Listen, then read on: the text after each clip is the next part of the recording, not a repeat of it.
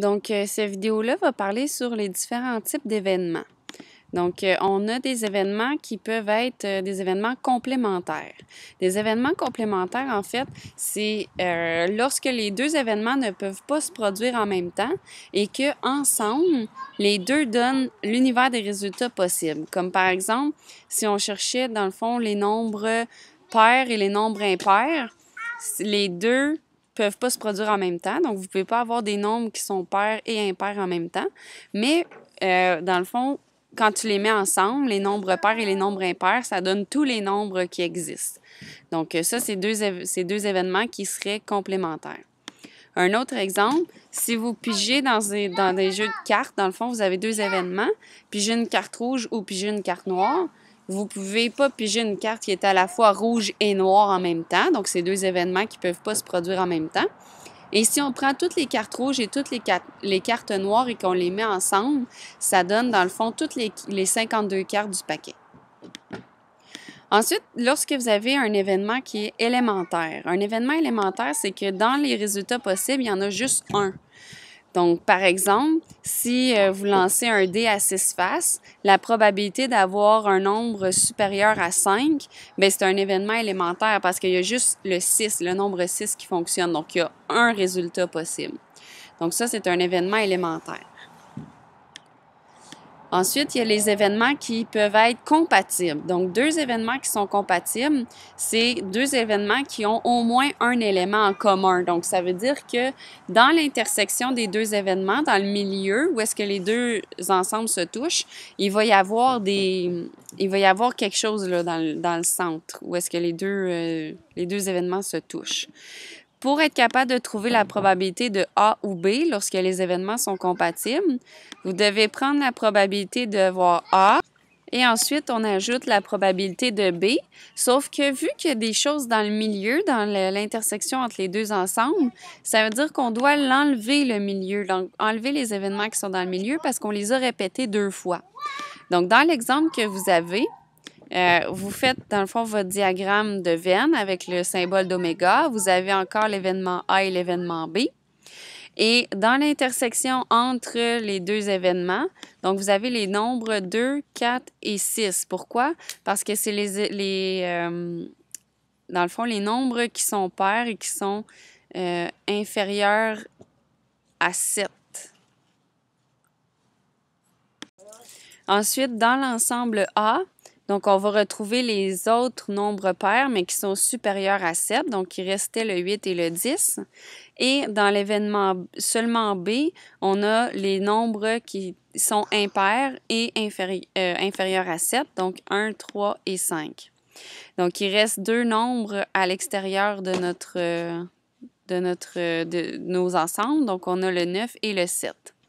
Donc, pour calculer la probabilité de A ou B, vu que c'est deux événements qui sont compatibles, ça veut dire que l'intersection entre les deux événements, il y a des nombres à l'intérieur, on va prendre la formule qui est en haut. Donc, la probabilité d'avoir A, c'est tous les éléments qui sont dans notre cercle A. Donc, il y en a 5.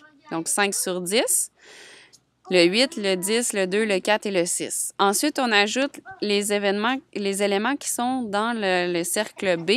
Il y en a 6, le 2, le 4, le 6, le 1, le 3 et le 5.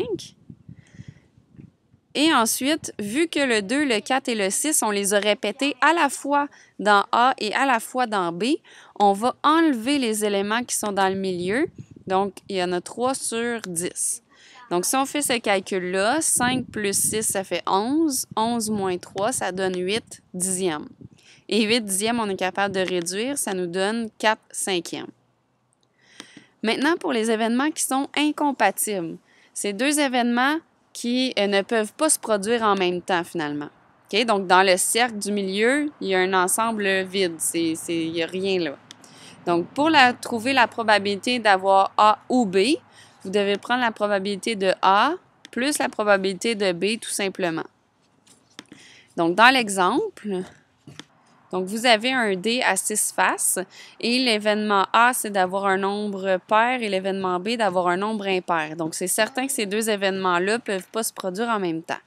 Donc, dans votre diagramme, vous tracez votre diagramme de Venn avec l'événement A et l'événement B. Donc, dans l'événement A, c'est les nombres pairs. Donc, on va avoir 2, 4 et 6. Je vous rappelle qu'il n'y a rien au milieu parce que c'est impossible d'avoir un nombre qui est à la fois pair et impair en même temps. Et dans l'événement B, on va avoir 1, 3 et 5. Donc, si on veut calculer la probabilité de A ou B, on va prendre, dans le fond, les éléments qui sont dans le cercle A. Il y en a 3 sur les 6, plus la probabilité de B.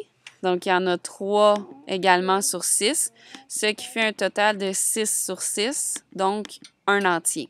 Alors ça, dans le fond, ces deux événements-là, ce sont deux événements qui sont, oui, incompatibles, mais aussi complémentaires parce que, premièrement, ils ne peuvent pas se produire en même temps et deuxièmement, si on les additionne ensemble, ça donne, dans le fond, un entier.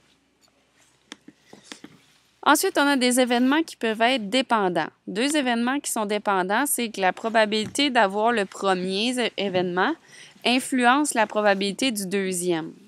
Comme par exemple, tous les tirages qui se font sans remise. Donc, par exemple, si je prends une carte dans un paquet de 52 cartes et que j'en pige une, puis que je ne la remets pas dans le paquet, bien, la probabilité d'avoir, mettons, un 2 en deuxième, bien, elle va être de 4 sur 51 au lieu d'être de 4 sur 52. Donc, la probabilité du deuxième tirage a changé à cause de la première carte que j'ai pigée, que je n'ai pas remis dedans. Donc, ça, c'est deux événements qui sont dépendants à ce moment-là. Ensuite, il y a les événements qui sont indépendants. Donc, au contraire, ces deux événements-là, la probabilité du premier n'influence pas la probabilité du deuxième. Par exemple, si vous avez, dans le fond, un tirage qui se fait avec remise. Donc, si je prends le même exemple que tout à l'heure, quand je pige une carte dans mon jeu de 52 cartes et que je la remets dans le paquet, mais la probabilité de piger un 2 en deuxième, elle reste de 4 sur 52 parce que j'ai encore 52 cartes dans mon paquet. Donc, la probabilité de piger la première carte n'influence pas la probabilité de la deuxième. Et c'est la même chose lorsqu'on lance un dé. Admettons que je veux savoir la probabilité d'avoir un 2 en premier, puis la probabilité d'avoir un 4 en deuxième. Bien, la probabilité d'avoir un 2 en premier est de 1 chance sur 6. Et la probabilité d'avoir un 4 en deuxième, elle reste de 1 chance sur 6 parce que les chiffres ne s'enlèvent pas sur le dé quand on le brasse. Donc ça, c'est deux événements qui sont indépendants parce que les probabilités ne changent pas avec le premier tirage.